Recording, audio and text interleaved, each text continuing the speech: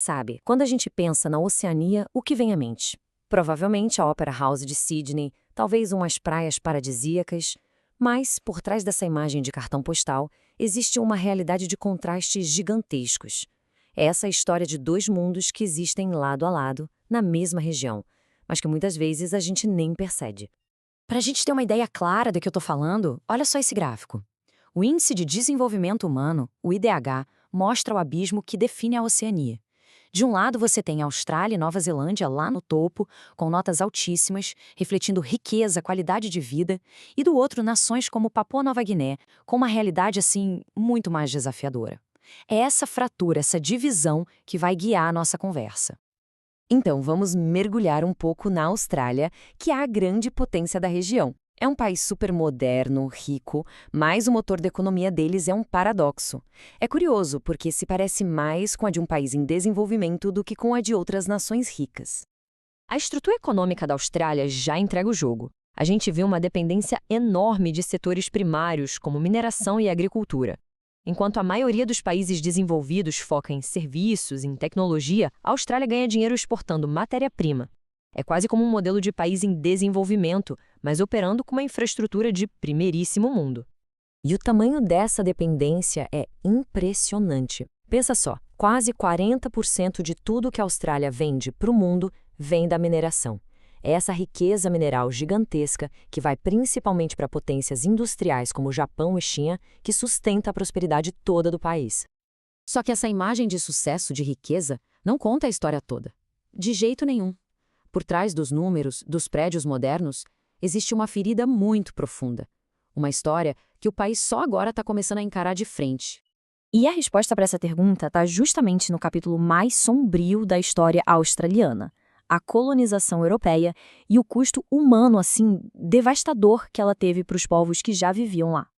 Antes da chegada dos europeus, o continente não era um lugar vazio. Longe disso. Era um mundo vibrante, lar de mais de 300 mil pessoas que estavam organizadas em cerca de 500 nações diferentes. Era um mosaico de culturas, com mais de 300 línguas sendo faladas. E hoje? Bom, hoje os descendentes de todos esses povos são apenas 3% da população da Austrália. Esse número assim, frio e brutal, é o que restou de uma verdadeira catástrofe humana. A colonização foi, na prática, um processo de apagamento.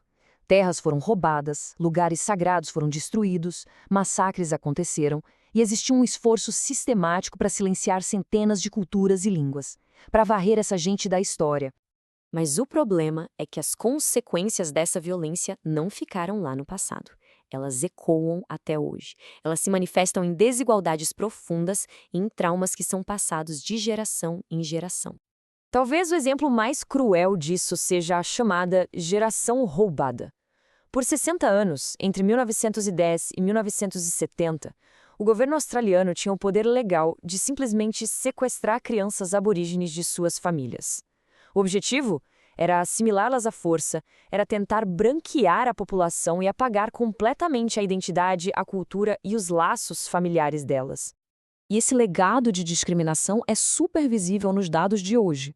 Se a gente comparar com os australianos não aborígenes, os povos originários têm salários menores, taxas de desemprego maiores, mortalidade infantil mais alta e uma expectativa de vida bem mais baixa. A ferida histórica continua sangrando nos indicadores sociais, sabe? Nos últimos tempos, porém, a Austrália começou a olhar para dentro e a iniciar um processo doloroso, mas muito necessário, de confrontar essa própria história. Um momento que virou um marco aconteceu em 2008, quando o governo fez um pedido oficial de perdão por todas as injustiças. Nas palavras do primeiro-ministro da época, o gesto era para tentar apagar uma grande mancha da alma da nação. Foi um passo simbólico, mas fundamental, nesse caminho de reconciliação. E é aí que a gente volta para aquele conto de dois mundos. Uma nação rica, cuja prosperidade vem da terra, mas que está ligado de forma inseparável à injustiça cometida contra os donos originais dessa mesma terra. Um pedido de desculpas é um passo essencial, claro, mas a pergunta que a Austrália enfrenta agora é muito mais profunda. Como se constrói um futuro único e justo a partir de um passado tão dividido?